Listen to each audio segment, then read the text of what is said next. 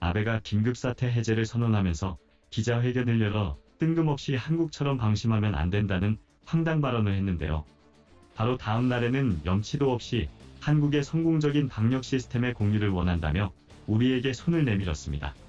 이들의 이중적인 행동은 이젠 적응이 되어 화도 나지 않습니다. 하지만 코로나19의 일본 상황에 대해 의문점이 하나 있는데요. 아베와 일본 정부의 코로나19 대책은 일본 국민도 웃을 정도로 엉망인데 왜 일본의 감염자 수는 꾸준히 줄고 있을까요?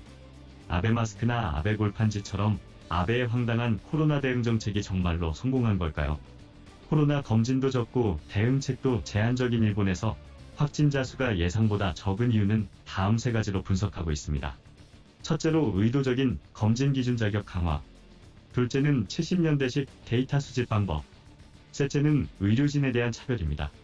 이 세 가지도 아니면 일본 국민은 천운을 타고 났기 때문일 것입니다. 그러면 좀 더 자세히 알아보도록 하겠습니다.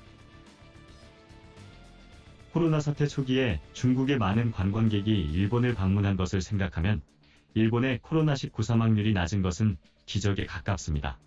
일본이 세계에서 가장 고령화된 나라인 것을 감안하면 심각한 타격을 받아야 하는 것이 정상인데 말이죠. 일본 정부가 감염자 수를 의도적으로 적게 발표한다고 해도 폐렴으로 사망하는 사람이 폭증하지 않은 것은 정말 감염자가 많지 않을 수도 있습니다. 일본 국민이 행운인 것인지 일본 정부의 방역 정책이 성공한 것인지 알 수가 없는데요. 일본의 검진 횟수는 국제 수준을 크게 밑돌아 지금까지 실시한 검진이 미국의 2.2% 정도밖에 되지 않는다고 합니다. 여론조사에서도 일본 국민의 65%가 아베 정부의 코로나 대응 정책을 신뢰하지 않는다고 말했는데요. 일본에서는 초기 증상이 있어도 바로 검진을 받을 수 없다고 합니다. 지독한 몸살과 고열 증세가 4일 이상 계속돼야 검진을 받을 수 있는 기준을 세워놓았는데요. 의료 붕괴를 막기 위한 방침이라고 하는데 결국은 거의 죽기 직전까지 검진을 실시하지 않겠다는 것이죠. 반면 일본어가 능숙하지 않은 외국인의 경우도 병원을 여기저기 바꿔가며 검진을 받는 경우가 생겨 국제사회의 문제가 되기도 했습니다. 이런 상황에도 불구하고 확진자가 폭증하지 않은 것은 일본 국민이 운이 좋다고 밖에는 할 말이 없네요.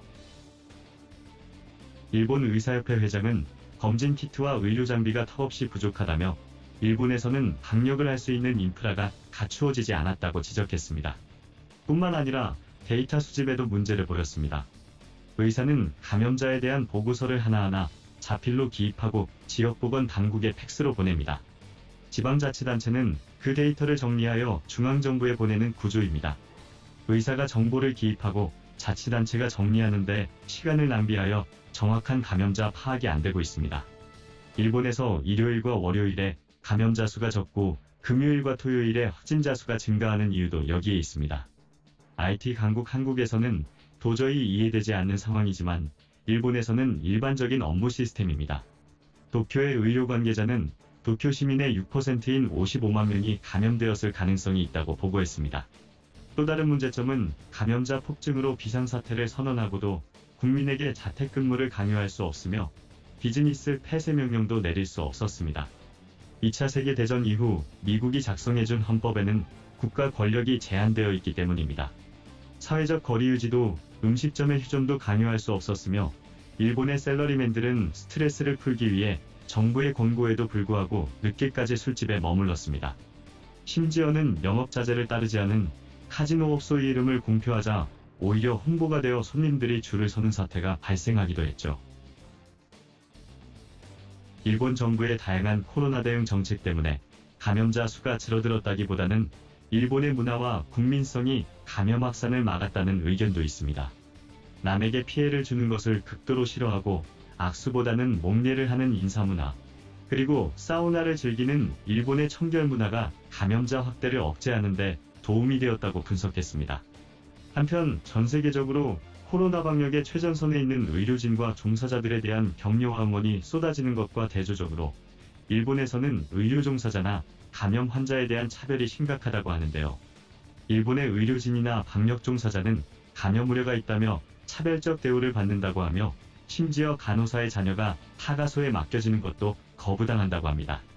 적은 인원의 희생으로 다수가 안전한 것은 당연하다는 일본인들의 사고방식이 코로나 확산을 막아내는 이유 중에 하나라고 합니다. 아베는 감염 확산을 막기 위해 장기전을 각오하고 있다고 발표했습니다. 하지만 공원이나 공공시설은 단계적으로 사용 가능하며 외출 제한도 완화된다고 합니다.